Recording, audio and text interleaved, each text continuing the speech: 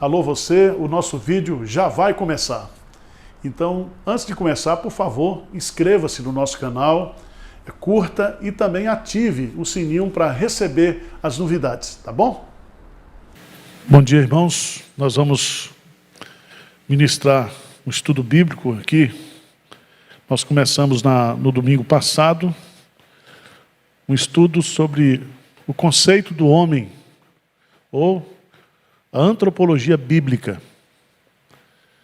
Esse é um assunto muito relevante, muito atual para nós hoje. Saber quem é o homem. Quem é o homem? Nós vivemos num contexto onde cachorro e periquito e ave vale mais do que o homem. E há uma inversão total de valores na sociedade atual. E para a gente entender por que não se deve matar uma pessoa, por que nós não praticamos o aborto, por que nós entendemos que só existe dois sexos, macho e fêmea, não existe uma terceira via, uma terceira opção. Tudo isso simboliza ou significa ou está incluso aqui numa visão bíblica sobre o homem. O que é o homem a partir da palavra de Deus? Semana passada eu falei sobre o homem original, de Gênesis 1 e 2. Deus criou o homem à sua imagem, à sua semelhança. Deus criou o homem macho e fêmea. Deus criou o homem para o trabalho. Deus criou o homem com alma vivente. Significa que só o homem tem alma, só o homem sobrevive após a morte. Nenhum ser, nenhuma espécie. Quando nós morremos, o nosso corpo volta ao pó. O pó volta ao pó. E o espírito, a alma, volta a Deus que o deu. Significa que nós continuamos vivendo. Então matar galinha, matar periquita é diferente de matar gente. Gente. O homem, ele é criatura quanto o seu início, mas ele é eterno após ser criado. Nós continuaremos vivendo após a morte, porque nós fomos feitos à imagem e à semelhança de Deus. Deus criou a família. Está aí em Gênesis capítulo 2. Mas eu queria dividir esse estudo em 4 fases. Primeiro, o homem original, que é Gênesis 1 e 2. Agora, Gênesis 3. O homem após o pecado, o homem caído. O terceiro estudo vai ser sobre o homem regenerado, que é a nossa fase aqui, Nós somos pessoas caídas, fomos feitas por Deus, mas herdamos o pecado, mas fomos regenerados pelo Espírito Santo. Então, o que é ser homem nesse período? E a última parte é o homem perfeito, o homem glorificado. Como é que esse homem vai ser? Certo? Será que eu vou ser zarolho lá no novo corpo? Você vai ser... Quantos quilos você vai ter? Nós vamos nos reconhecer lá do céu? Então nós vamos estudar isso, o homem glorificado, que é o item final.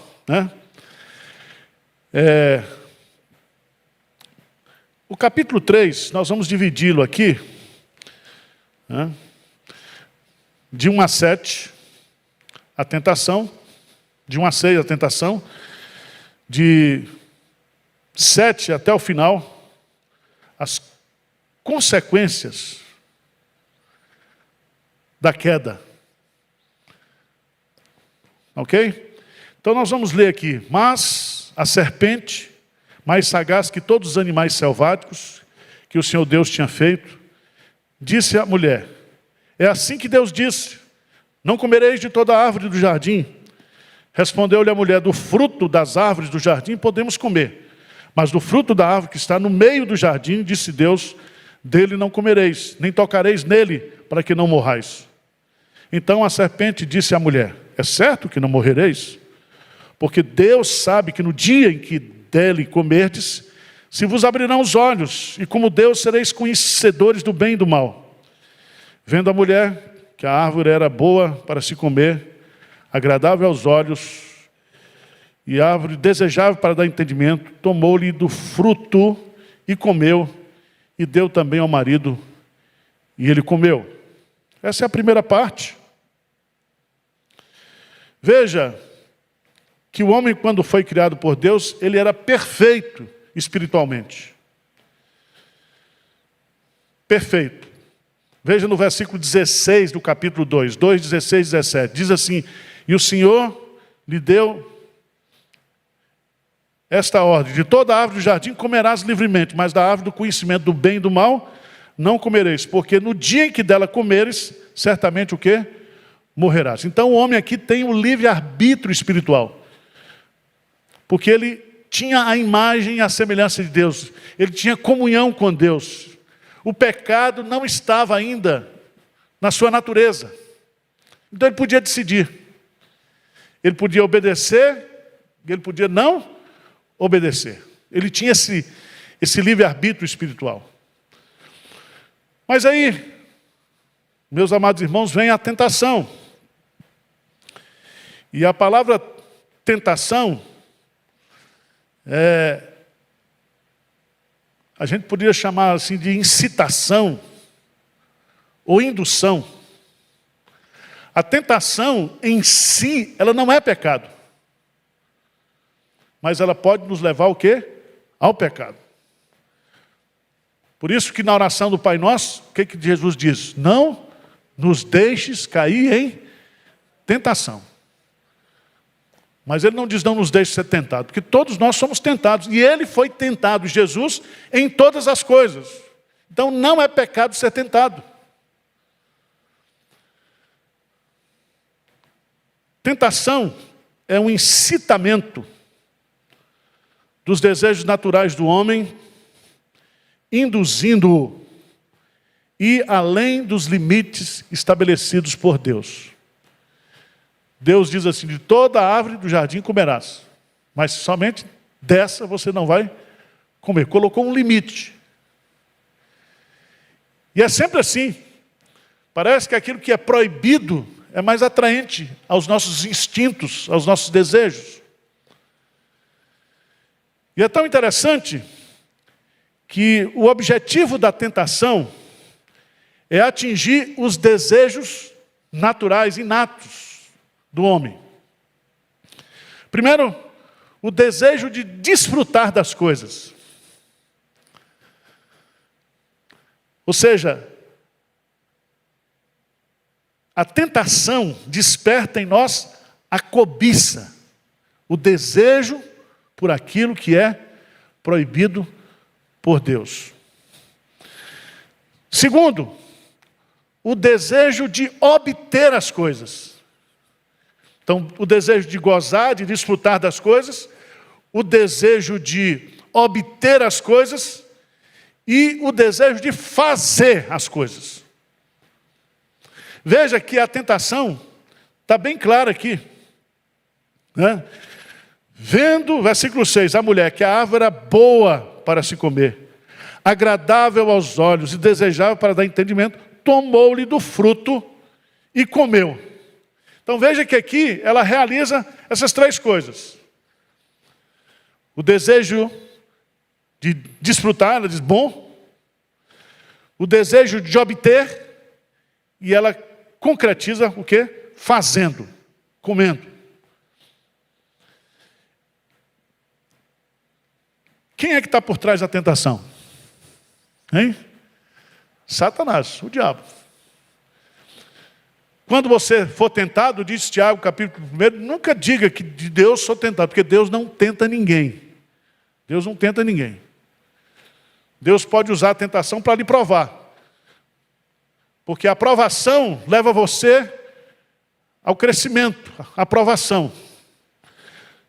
A tentação quer derrubar você, quer destruir você. E Deus não disse assim, olha, porque no dia em que dela comeres, provavelmente morrerás. Não, ele diz assim, certamente morrerás. Certamente. Veja alguns detalhes que eu queria destacar aqui do texto. Quais são os passos da tentação? Aqui nós temos a serpente, que era um animal, né? Uma víbora. Satanás usa esse animal.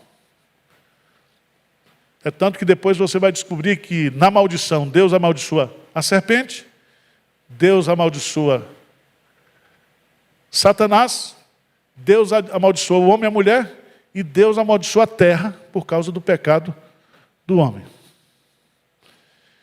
Então, uma coisa que você precisa aqui é a nota de rodapé. Só quem amaldiçoa e abençoa é Deus, tá? Bênção e maldição procede de Deus. Lembra que Balaque contratou Balaão para amaldiçoar o povo de Deus. E Deus diz assim, Balaque, como é que você pode amaldiçoar aquilo que Deus o quê? Abençoou. Então, para crente não tem olho gordo, pode fazer catimbó, pode fazer o que quiser. Certo? Maldição, você pode amaldiçoar do jeito que você quiser. Rogar praga, botar pó de pemba, fazer despacho, o que você quiser. Não pega. Mas vamos ver aqui, veja em Gênesis 13. Satanás, irmãos, ele é um ser altamente o quê? Inteligente, sagaz. E ele preparou a mente de Eva e influenciou-a usando sofismas. O que é um sofisma? É uma mentira com aparência de verdade. Quais são aqui?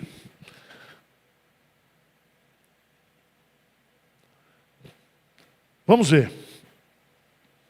Mas a serpente, mais sagaz que todos os animais selvagens, que o Senhor Deus tinha feito, disse à mulher. Sabe que serpente não fala, né? A serpente aqui é Satanás. Ele disse à mulher, é assim que Deus disse, não comereis de toda a árvore do jardim? Então preste atenção. Primeiro, não fique conversando com o diabo, tá? Não dê conversa para o diabo. Resistir ao diabo e ele... Não vai ficar conversando com o diabo, não. Aqui foi o grande erro de Eva.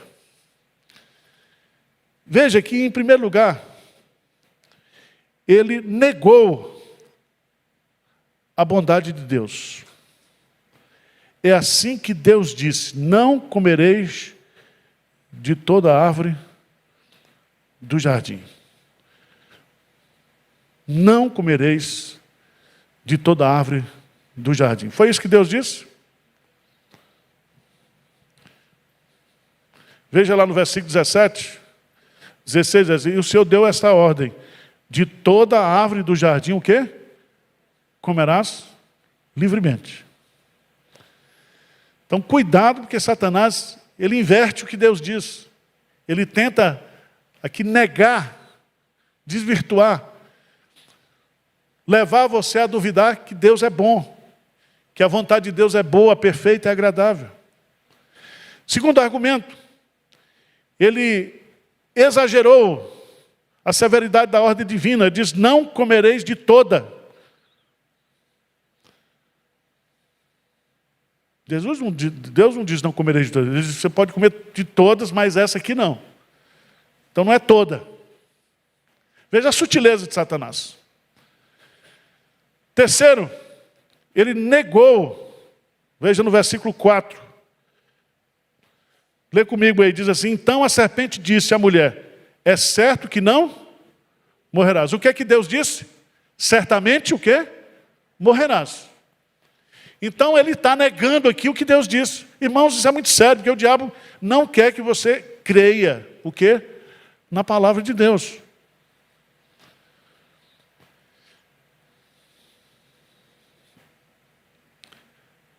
Veja, em quarto lugar, que ele inverteu o valor do fruto proibido. Veja isso no versículo 5. Veja o que ele diz. Porque Deus sabe que no dia em que dele comerdes, se vos abrirão os olhos, e como Deus, sereis conhecedores do bem e do mal. Irmãos, ele inverteu aqui o valor. E você sabe que esse foi o pecado dele, né? Ele se rebelou contra Deus. Porque ele queria o quê? O lugar de Deus. E essa é a questão. Lembra de Romanos capítulo 1? Quando Paulo descreve a pecaminosidade do homem, diz que os homens negaram a verdade de Deus, colocando a criatura no lugar do Criador. Satanás está dizendo, se você desobedecer, você vai ser igual a Deus.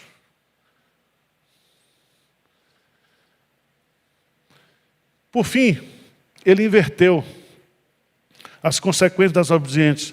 Certamente não morrereis. Ele diz assim, não, que é isso? Se vos abrirão os olhos. E como Deus sereis conhecendo o bem e o mal. O bem e o mal. O que aconteceu, irmãos? Diz aí o versículo 6. Vendo a mulher que a árvore era boa para se comer, agradável aos olhos, e a árvore desejável para dar entendimento, tomou-lhe do fruto, e comeu, e deu também ao marido, e ele comeu. Tem uma brincadeira que o pessoal diz o seguinte, que quando você quer vender um imóvel, você não chama o homem, você chama a mulher. Porque se a mulher gostar da casa, ela vai infernizar a vida do marido, e ele vai comprar. Então veja que o diabo, astutamente, que ele usa a mulher. E o Adão não falou nada. Não questionou absolutamente nada.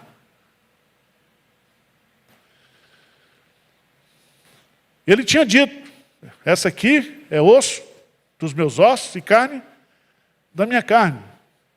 Eles tinham um relacionamento perfeito.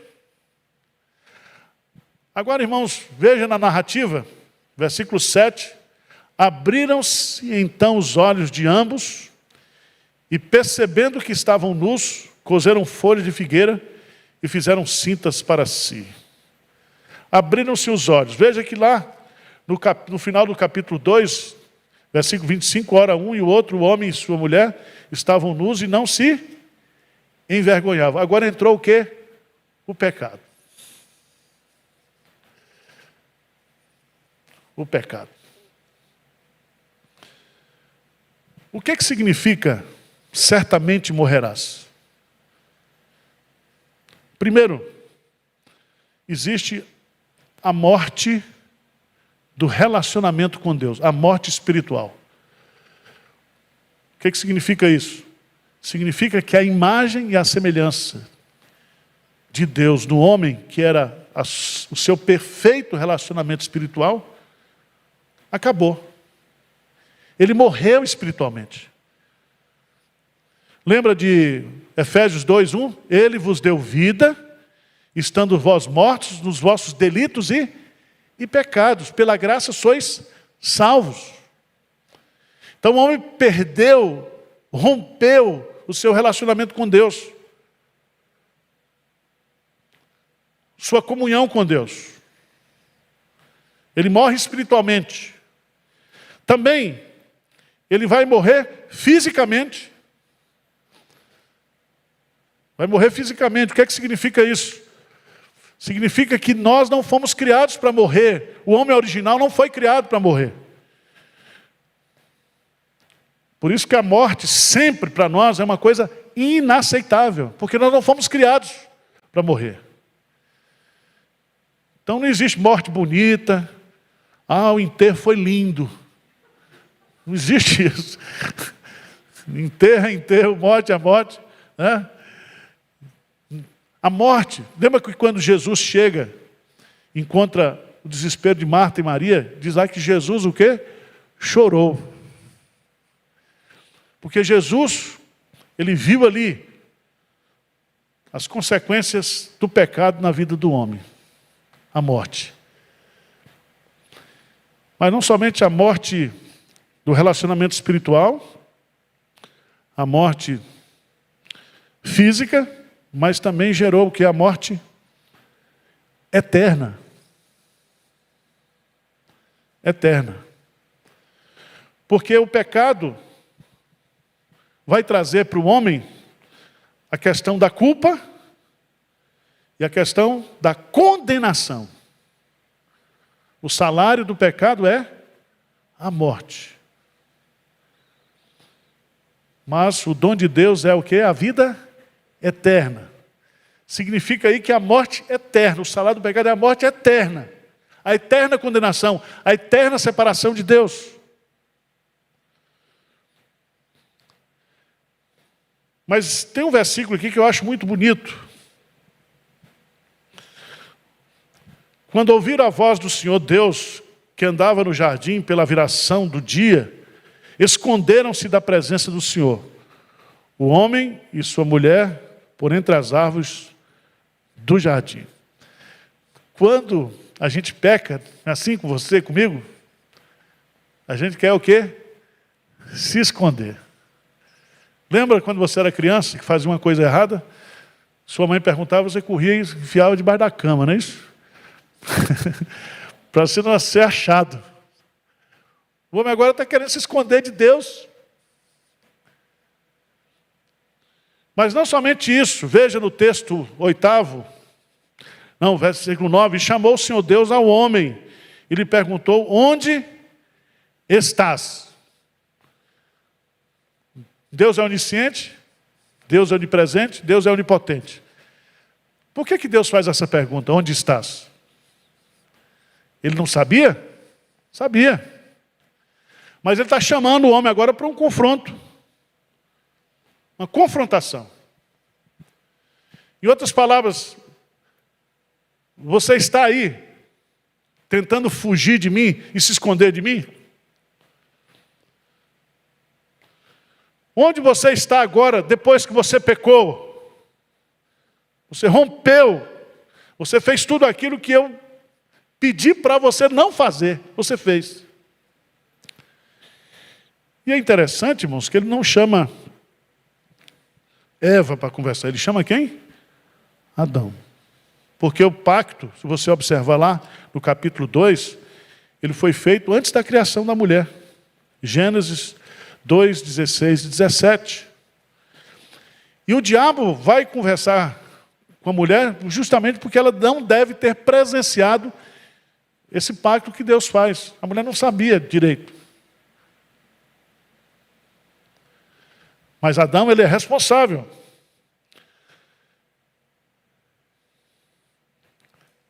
No versículo 10, ele respondeu, ouvi a tua voz no jardim, porque estava nu, tive medo e me escondi.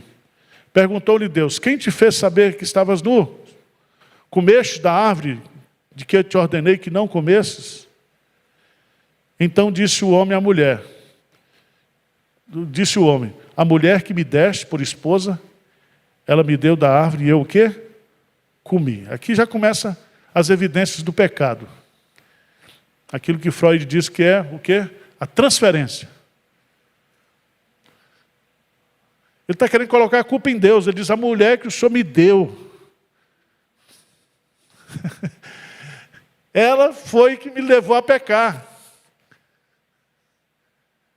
Irmãos, isso é muito sério, porque a gente sempre tem uma desculpa para justificar ou tentar transferir a culpa, a responsabilidade dos nossos atos. Davi é muito interessante, porque Davi, no Salmo 51, depois que ele foi confrontado por Natã, ele diz no Salmo 51, contra ti somente eu pequei. Eu.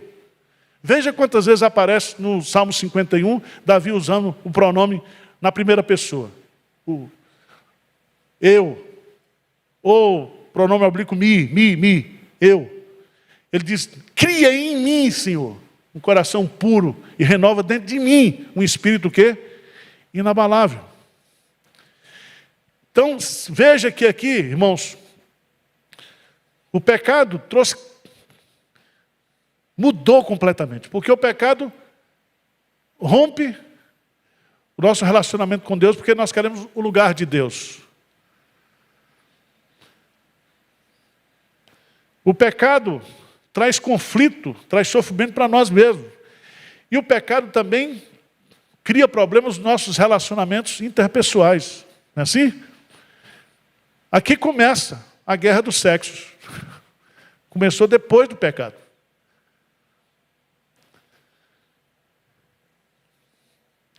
Vamos correr um pouquinho por causa do tempo?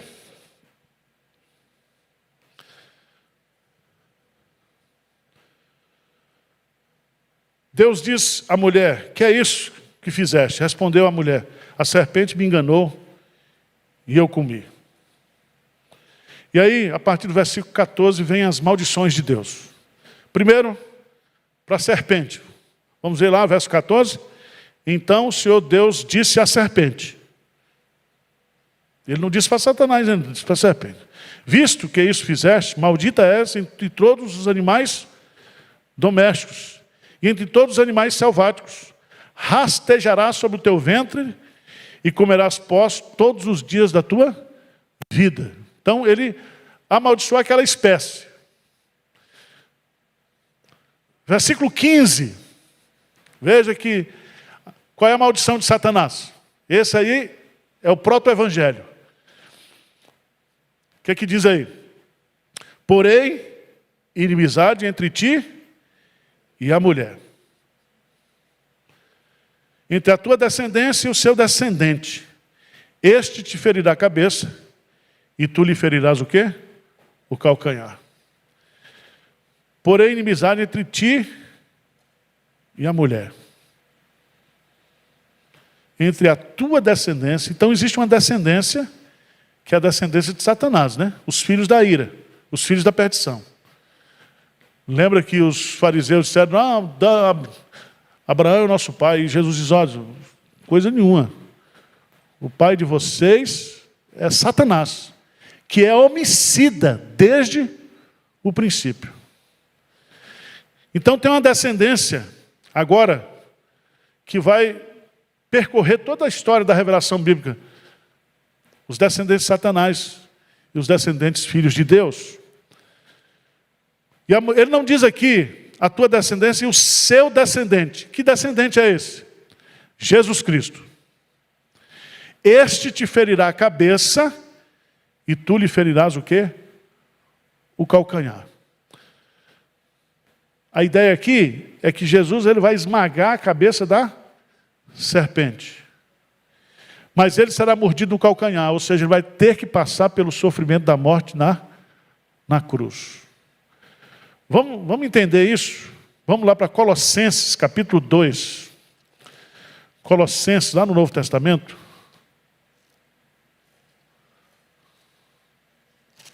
Colossenses, capítulo 2.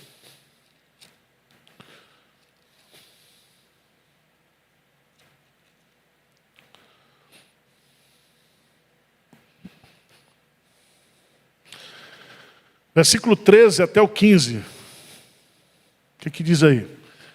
Colossenses 2, de 13 a 15. A vós outros, que estáveis mortos pelas vossas transgressões e pela incircuncisão da vossa carne, vos deu vida, juntamente com Ele, com Jesus Cristo, que morreu e ressuscitou por nós. Agora veja, perdoando todos os nossos delitos, tendo cancelado o escrito de dívida que era contra nós e que constava de ordenanças, o qual nos era prejudicial, removeu inteiramente, encravando na cruz. Versículo 15, o que diz? E despojando os principados e as potestades, publicamente os expôs ao desprezo, triunfando deles o quê? Na cruz. Então foi na cruz, ou com a sua obra redentora, que Deus o quê? Esmagou a cabeça da serpente. ele foi despojado, né, de toda a autoridade. E agora, Jesus Cristo, ele veio justamente para destruir as obras de Satanás. Dá um pulinho lá em Hebreus, por favor. Hebreus capítulo 2.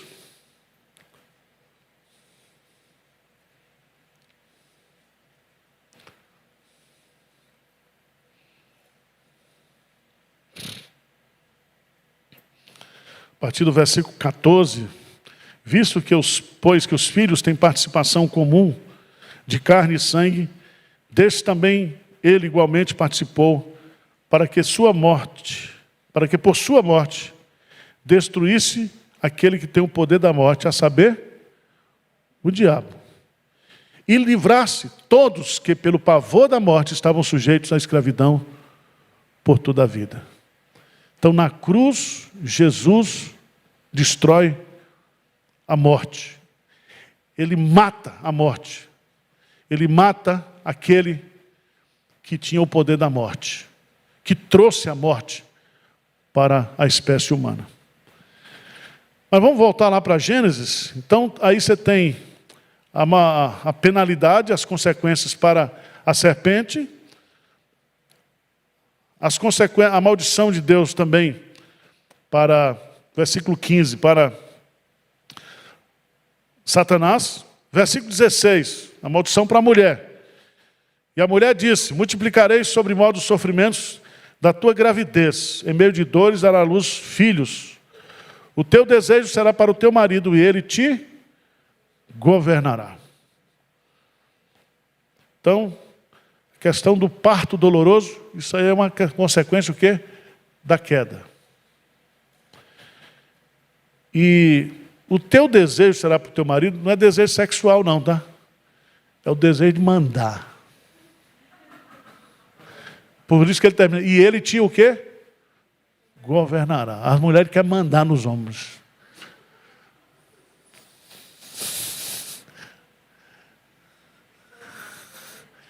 Não. Não, eu não deixo não. Ela pensa que manda. Lembra do reverendo Antônio Elias, né? Ele disse: reverendo Antônio Elias, o senhor está há 53 anos casado com a mesma mulher. Qual é o segredo? Ele diz: o segredo é, eu concordo com tudo que ela diz e faço tudo do meu jeito. Aí a gente não tem... Se você concordar com a mulher, já está resolvido o problema, né? Eu concordo, minha filha, você tem razão e tal. E vai fazendo do seu jeito.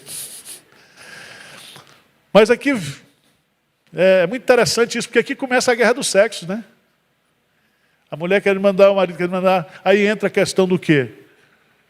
Do machismo, do feminismo.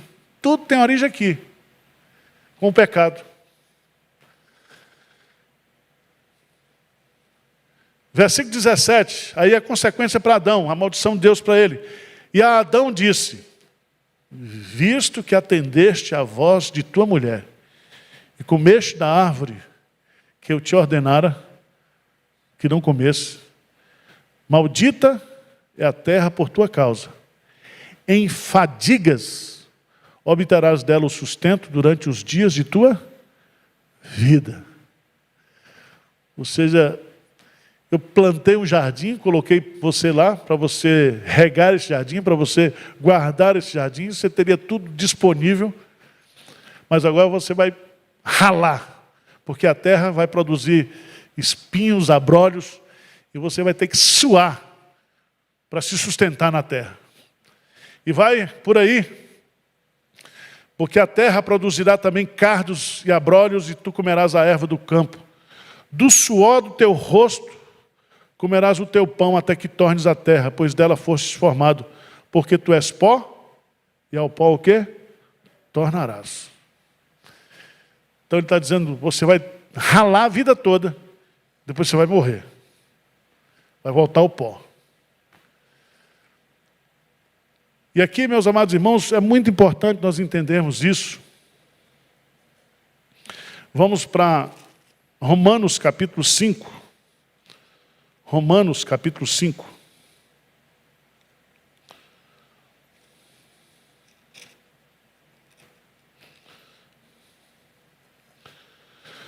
A partir do versículo 12, o que diz aí? Portanto, assim como por um só homem entrou o pecado no mundo, e pelo pecado a morte, assim também a morte passou a todos os homens, porque todos o quê? Pecaram. Então, nós precisamos entender isso. Aqui, se você quiser compreender bem isso aqui, você tem que entender aquilo que se chama de a doutrina da solidariedade do pecado. Adão, ele era a cabeça da raça.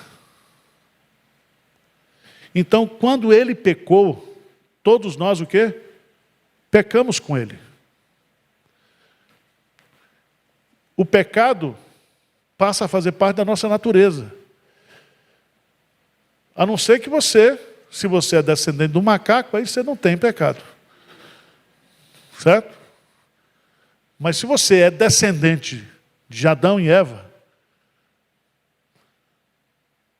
se nós temos uma mesma origem, e nós temos uma cabeça na espécie humana, então esse pecado se tornou universal. Atingiu a todos. E veja aí, claramente, que o pecado passou a todos os homens, porque todos pecaram. Todos pecaram. Depois você vai entender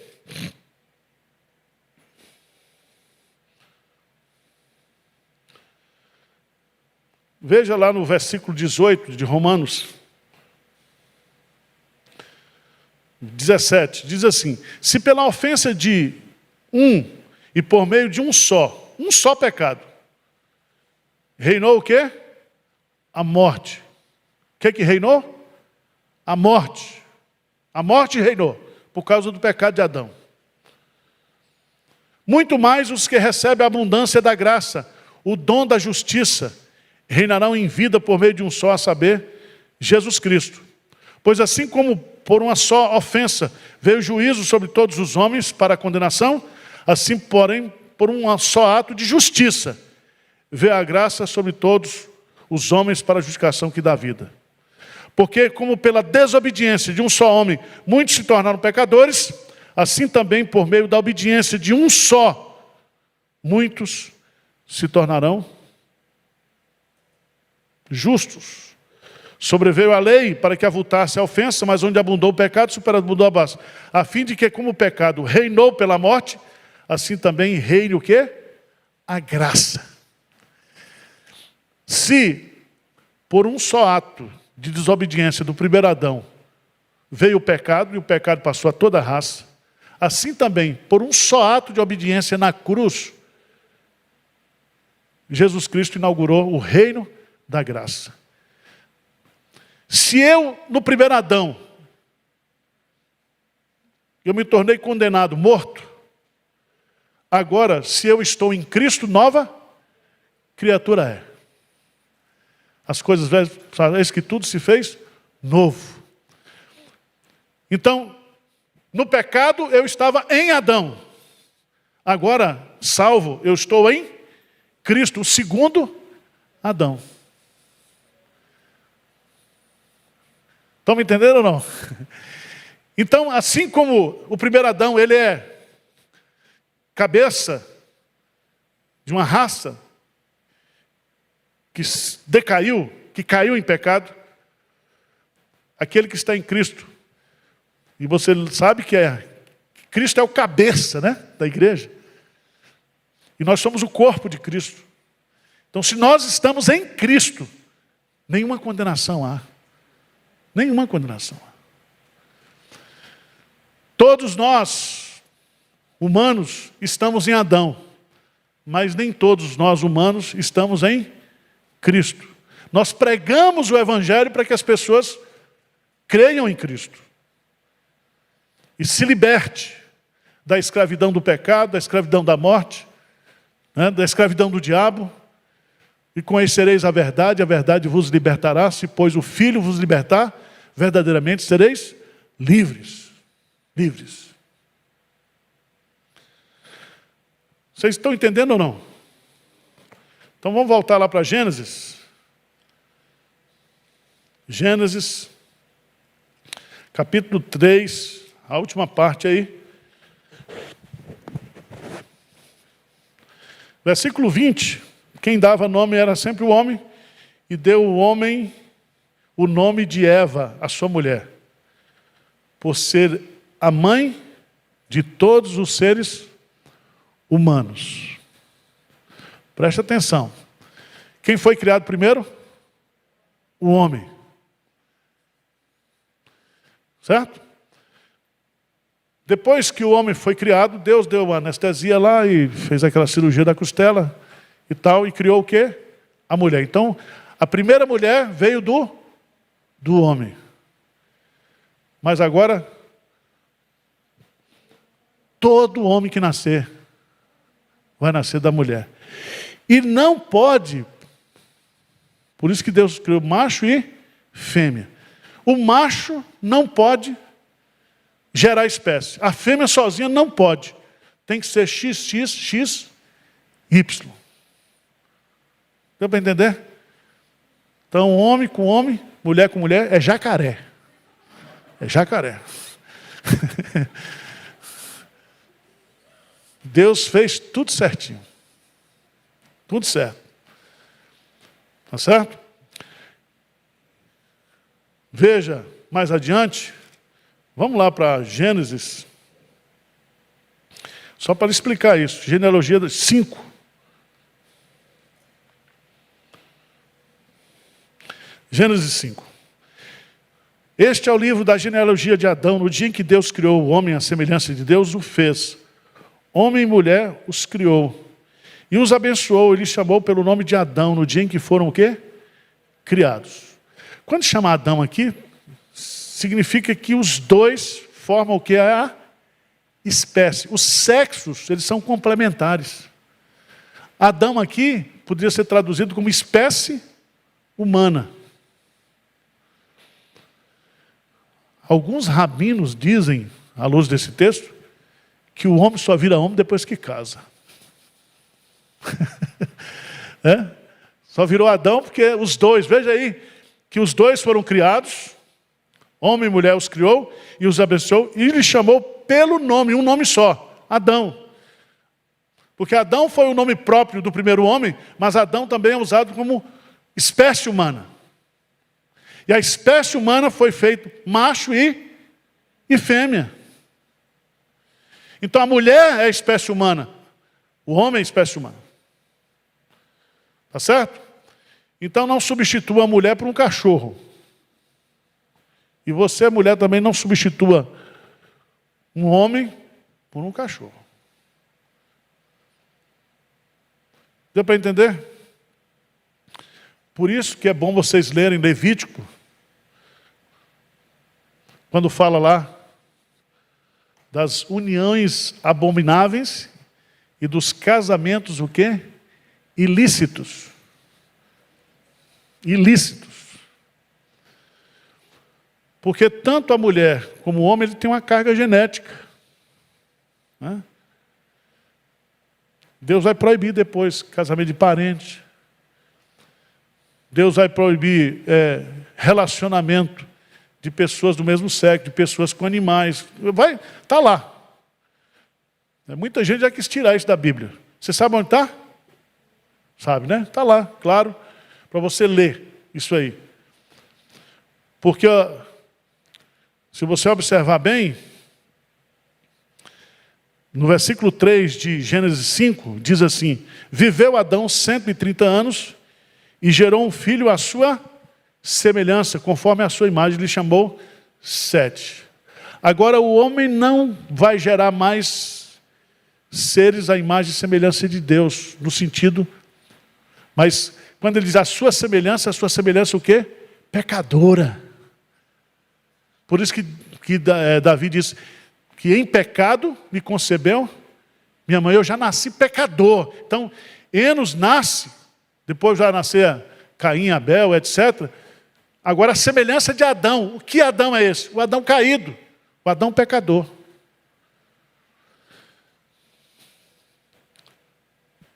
No capítulo 6, veja, foram se multiplicando os homens na terra, eles nasceram filhas. Vendo os filhos de Deus, que as filhas dos homens eram mais famosas, e aí vai. Mas eu queria chamar a sua atenção, versículo 11, diz assim: a terra estava corrompida à vista de Deus e cheia de violência. Viu Deus a terra, e eis que estava corrompida, porque todo ser vivente havia corrompido o seu caminho na terra. E aí Deus vai fazer o quê? Uma limpeza na terra. Vai lavar a terra. E ele vai tirar somente o quê? Aí você vai descobrir. Cada casalzinho, né? Lá de animais. Vamos dar uma olhadinha lá para você ver? Gênesis 6:19. Diz assim: de tudo que vive, de toda a carne, 2 de cada espécie, macho e fêmea. Quem é que se reproduz do mundo do animal? Macho e fêmea. Então Deus vai perpetuar a espécie, ele faz a limpeza com o dilúvio, depois ele vai repovoar a terra através de Noé e sua família. Vai começar o quê? Tudo de novo. Tudo de novo.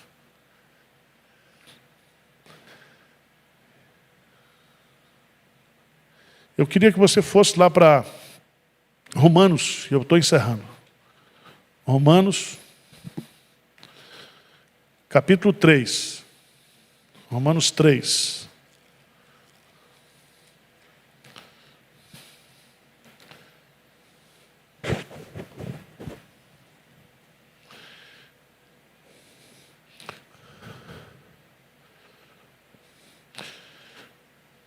A partir do versículo 9, que se conclui: temos nós qualquer vantagem?